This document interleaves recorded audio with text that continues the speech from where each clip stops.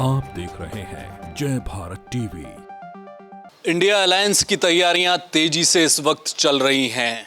क्या कुछ तय होना है, अलग अलग राज्यों में सीटों का बंटवारा होना है, एक बड़ी टीम खड़ी करने की आवश्यकता इंडिया गठबंधन को चल रही है। अभी सोमवार से एक पार्लियामेंट का विशेष सत्र आ रहा है, उस पर इंडिया गठबंधन की नज़र है। इस बीच अलग अलग राज्यों में सीटों का बंटवारा कैसे होगा, क्या होगा, उस पर भी चर्चा चल रही है। हम उत्तराखंड की बात कर रहे हैं। अभी बागेश्वर का उपचुनाव निपटा है, उसको वहाँ के जो रिजल्ट सामने आए, बीजेपी जितनी भी मिठाइयाँ बांटे या जितनी खुशी बनाए, उससे ज़्यादा दूसरे खेमे ने इस बात का सबक लिया है कि अगर इंडिया अलायंस एक साथ होगा तो क्या परिणाम बदल सकते हैं। हरिद्वार एक सीट है जो बेहद महत्वपूर्ण है, जहाँ पर बसपा, सपा, कांग्रेस का एक मजबूत जनाधार है। वहाँ बीजेपी के लिए क्या कुछ होने वाला है, इन तमाम मुद्दों पर आज हम चर्चा करें। बेहद खास मेहमान आज हमारे साथ मौजूद हैं, समाजवादी पार्टी के राष्ट्रीय सचिव डॉक्टर एसएन सचान। धन्यवाद सर, क्या चल रहा है इंडिया गठबंधन में? सब कुछ ठीक है? कब तक टीम बन जानी है? क्या हो रहा है इस समय? देखिए, देश की राजनीति जितनी फास्ट दौड़ रही है, और जब ये सोचा गया कि लगभग 10 साल होने वाले हैं मोदी राज के, इनमें लोकतंत्र, संविधान, जितनी भी संवैधानिक संस्थाएं, उनको अपने हिसाब से सरकार चलाती है। यहाँ तक कि सुप्रीम कोर्ट, ईडी, सीबीआई, इनको किस तरीके से विपक्ष के, और दूसरा जो सबसे बड़ा बात है, लोकतंत्र में विपक्ष की अहम भूमिका होती है। और मोदी सरकार ने विपक्ष को बिल्कुल ये समझ लिया कि लोकतंत्र का ये पार्ट नहीं है। जब भी देखा गया कि प्रधानमंत्री जी देश के किसी कोने में सरकारी कार्यक्रम से जाते हैं, तो सरकारी कार्यक्रम का उनका वहाँ पर सरकारी भाषण होना चाहिए, लेकिन सरकारी भाषण न होकर के वो पॉलिटिकल भाषण बीजेपी के एक सदस्य के रूप में बोलते हैं। जितने भी उनके मंत्री हैं, जितने भी उनके संतरी हैं, तो अल्टीमेटली ये डिसाइड किया गया, जितनी भी देश की सेकुलर पार्टियां थीं, कि अब हम 1-to-1 फाइट में आएंगे। और 3 बैठकें जो इंडिया अलायंस बना है हमारा, जिसमें रखा गया है कि बिल्कुल डेवलपमेंटल इंक्लूसिव जो हमारा अलायंस है, उसको हम मजबूत करते हुए, और देश को बचाना है, संविधान को बचाना है, गरीब को बचाना है, महंगाई रोकनी है, इसके साथ ही साथ देश की जो साख वो पूरे विश्व में गिर रही है, उसको बढ़ाना है। इतना ही नहीं, अभी पिछले दिनों आपने देखा होगा पत्रकारों पे हमला, पत्रकारों को बिल्कुल इस तरीके से, पत्रकारिता हमारा एक चौथा स्तंभ है लोकतंत्र का, और पत्रकार जो हमारा मीडिया है, जिस तरीके से उन्होंने मीडिया को एक तरीके से गोदी मीडिया के नाम से फेमस कर दिया, तो हमें, क्योंकि पत्रकार हमको आईना दिखाता है। अगर हम सरकार में हैं तो पत्रकार अगर लिखता है कि हमारी ये कमियां हैं, तो हम उसे सुधारेंगे, लेकिन उन्होंने पत्रकार कुछ ऐसे खरीद लिए हैं। इसी वजह से अभी हमारे अलायंस ने कुछ जो चैनलों में जो एंकर थे, एक लिस्ट जारी की है 14 लोगों की, कि इनके उसमें पार्टी के लोग, अलायंस के लोग नहीं जाएंगे। उसमें कई एंकरों के नाम छूट गए हैं, ये भी चर्चा चल रही है सोशल मीडिया में। कोई कह रहा है कि उनकी कहाँ कमी आ गई। क्या आने वाले समय में ये भी कहा जा रहा है कि जहाँ जहाँ पर कांग्रेस की सरकार है या इंडिया अलायंस की है, तो इस तरह के मीडिया संस्थानों का भी आप विरोध करेंगे? क्या उस तरफ भी आगे बढ़ेगा इंडिया अलायंस? देखिए, ये तो पहला एक कदम हमारा है, और बेसिकली हम वहाँ तक जाएंगे अगर कोई चैनल, अगर जो उसे निभाना चाहिए अगर नहीं निभाएगा, तो उस पर भी हम चर्चा अलायंस के लोग करेंगे। क्योंकि हमारी प्रायोरिटी सरकार बनाना नहीं है, हमारी प्रायोरिटी देश को भारतीय जनता पार्टी के चंगुल से जो संविधान और लोकतंत्र फंसा हुआ है वो बचाना है। हम चाहते हैं कि देश के लोग यहाँ आज देखिए हालत क्या हो गई है, अमीरी गरीबी की खाई, जो अमीरों की संख्या बढ़ती चली जा रही है।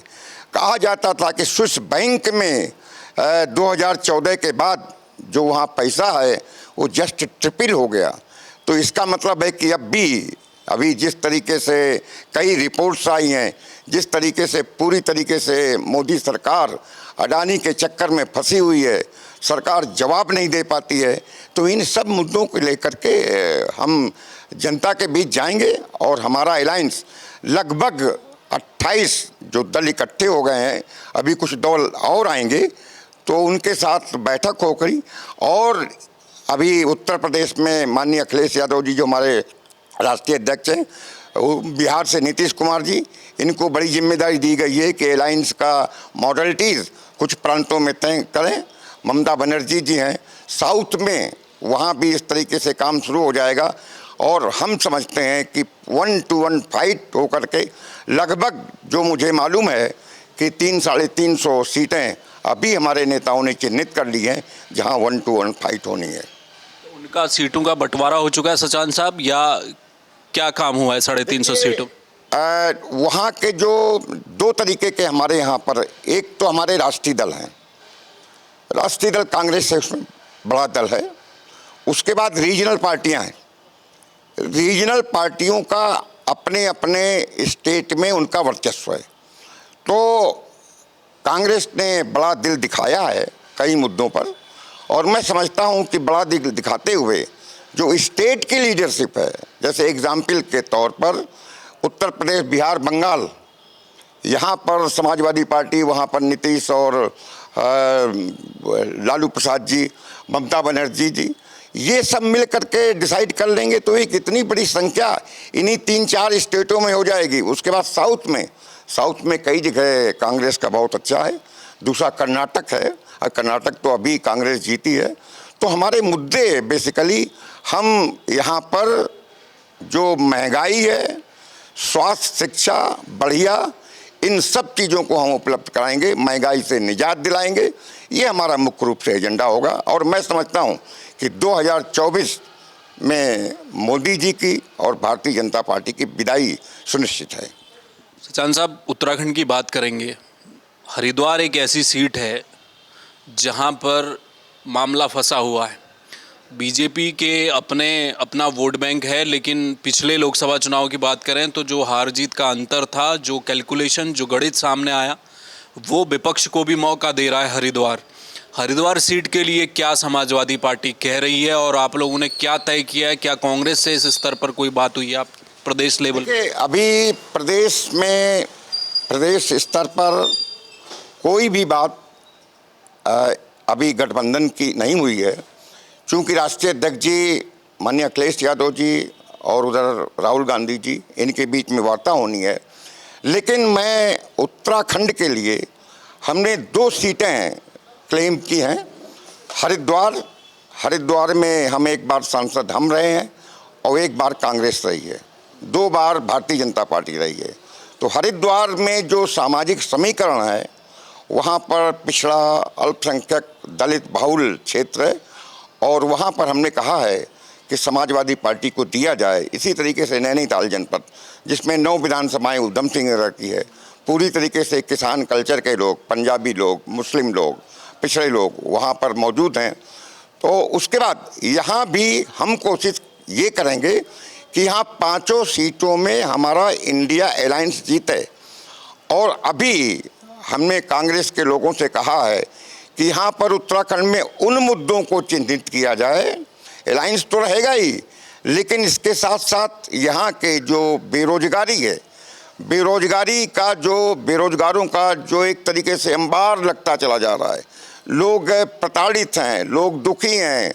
अभी जिस तरीके से यहाँ पिछले दिनों धरना हुआ था, बॉबी पवार को जिस तरीके से गिरफ्तार किया गया, तो यहाँ के लोग वास्तव में, इनको सबसे पहले रोजगार।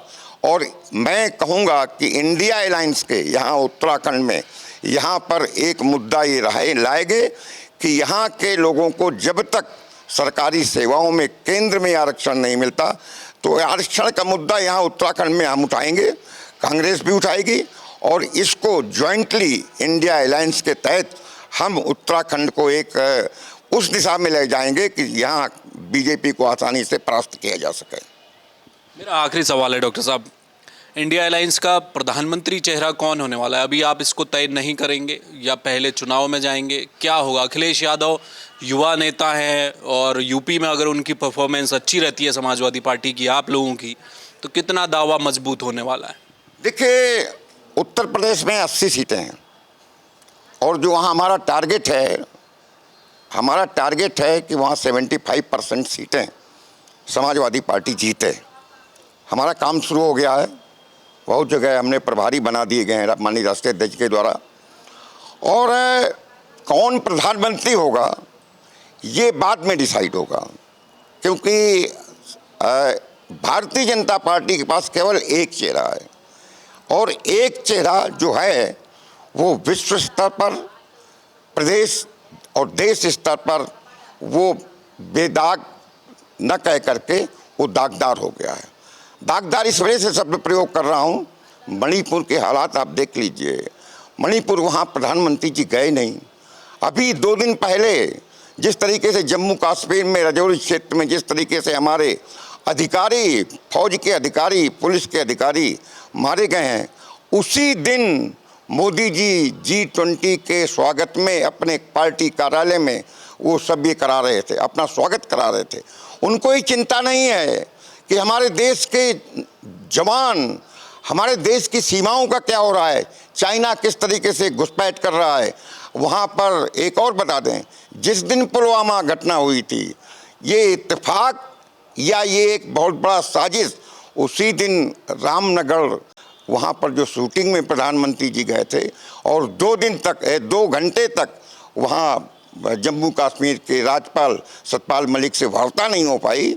तो ये क्या ऐसा लगता है कि मोदी जी इसी वजह से उसी दिन को चुना कि हम उसी दिन वहाँ पर अपना शूटिंग के लिए जाएंगे और वहाँ घटना हो जाती है।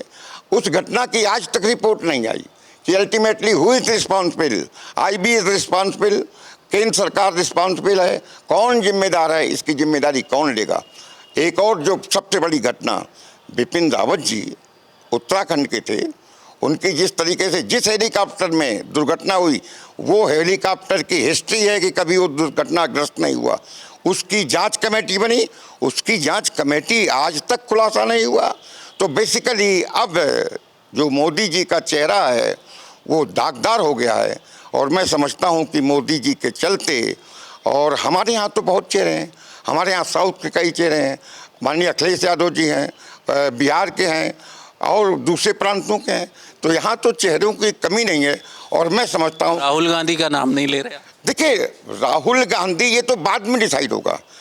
और मैं राहुल गांधी ने जिस तरीके से पदयात्रा अपनी की है, हम उनकी तारीफ करते हैं और शायद ही किसी ने इतनी बड़ी लंबी यात्रा की हो, तो राहुल गांधी भी उसमें हो सकते हैं ये, लेकिन ये सब बाद में डिसाइड होगा।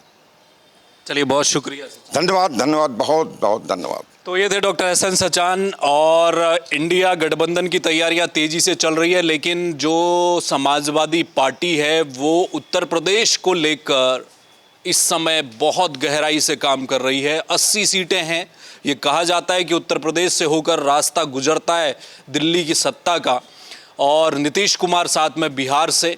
तो क्या कांग्रेस यूपी में अगर कहीं पर समाजवादी पार्टी कांग्रेस के लिए सेक्रीफाइस करती है और उन्हें 10 से 12 सीटें कहीं देती है, अपने वजूद को खड़ा करने का मौका देती है, तो क्या उत्तराखंड की 2 सीटों पर समाजवादी पार्टी का हक नहीं बनता? इसी बात को लेकर अब जो नेता है डॉक्टर SN सचान कह चुके हैं कि 2 सीटों पर हम अपना दावा कर रहे हैं, क्योंकि समाजवादी पार्टी का सांसद हरिद्वार में पहले रह चुका है। यानी कि जमीन है, उस जमीन में खड़ा कौन होगा ये इंडिया अलायंस बहुत जल्द तय करेगा। बहरहाल, चुनाव से पहले, पार्लियामेंट के स्पेशल सेशन से पहले इंडिया गठबंधन की तैयारियां जोर शोर से चल रही हैं। कैमरामैन मयूर उपाध्याय के साथ हेमर, जय भारत टीवी।